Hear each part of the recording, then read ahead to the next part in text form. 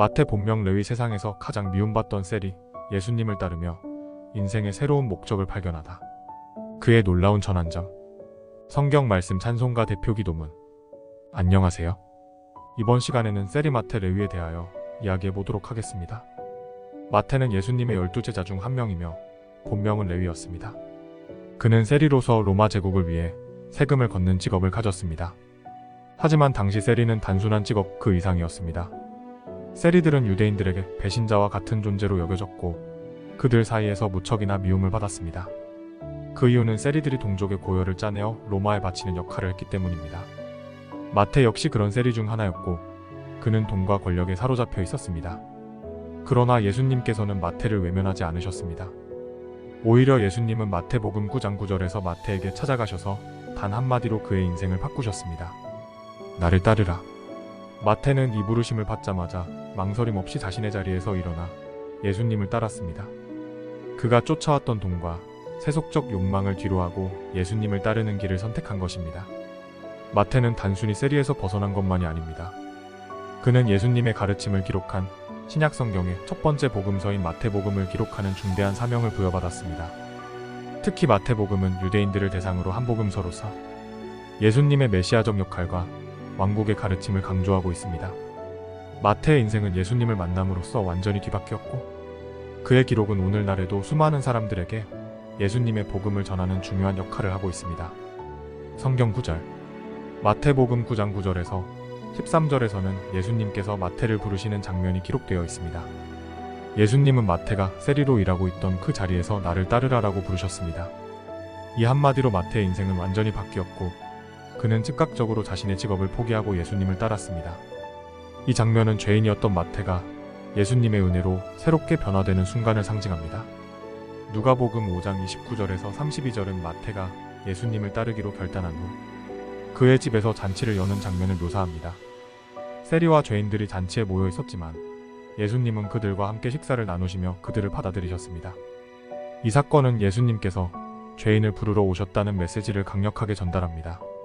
마태복음 28장 19절에서 20절에서는 예수님께서 제자들에게 온 세상에 나아가 복음을 전하라는 대사명을 주시는 장면이 나옵니다. 마태는 이 구절을 기록하며 예수님의 마지막 명령을 세상에 전하고자 했습니다. 새 찬송가. 새 찬송가 310장아. 하나님의 은혜로는 마태처럼 죄인이었던 우리도 하나님의 은혜로 구원받았음을 노래합니다. 마태는 세리로서 죄인의 삶을 살았지만 예수님의 은혜로 제자로 변화되었습니다. 이 찬송가는 마태의 삶의 변화를 상기시키며 우리 역시 주님의 은혜로 새롭게 될 수 있음을 찬양합니다. 새 찬송가 502장 빛의 사자들이여는 복음을 전파하는 사명을 노래하는 찬송가입니다. 마태가 예수님의 말씀을 기록하고 그 복음을 전파한 서명자로서의 삶을 떠올리게 합니다. 우리 역시 마태처럼 복음의 빛을 세상에 전하는 역할을 맡고 있음을 강조합니다. 새 찬송가 144장 예수 나를 위하여는 예수님의 십자가 희생을 노래합니다. 마태는 복음서에 예수님의 희생을 기록하며 그 사랑을 세상에 전하는 역할을 했습니다. 이 찬송가는 예수님의 사랑을 깊이 묵상하게 하며 우리도 그 희생을 마음에 새기도록 돕습니다. 대표 기도문. 사랑의 하나님. 세리였던 마태가 주님의 부르심에 즉각적으로 응답했던 것처럼 우리도 주님의 부르심에 망설임 없이 따르게 하소서. 우리가 세속적인 욕망과 죄에 묵혀 있을지라도 예수님의 은혜로 새롭게 변화될 수 있음을 믿습니다. 마태가 돈과 권력에 사로잡힌 삶을 내려놓고 복음 전파자로 변화된 것처럼 우리의 삶도 주님의 말씀을 전하는 도구로 사용되게 하소서. 우리가 마태처럼 복음을 기록하고 세상의 어둠 속에서 빛을 전하는 자로 살게 하소서. 예수님의 이름으로 기도드립니다. 아멘. 마태는 세리로서 죄인의 삶을 살며 돈과 권력에 사로잡혀 있었습니다. 하지만 예수님의 부르심으로 인해 그의 인생은 완전히 뒤바뀌었습니다. 마태는 세리로서 동족에게 멸시를 받던 자에서 예수님의 제자로서 복음서를 기록하는 자로 변화되었습니다.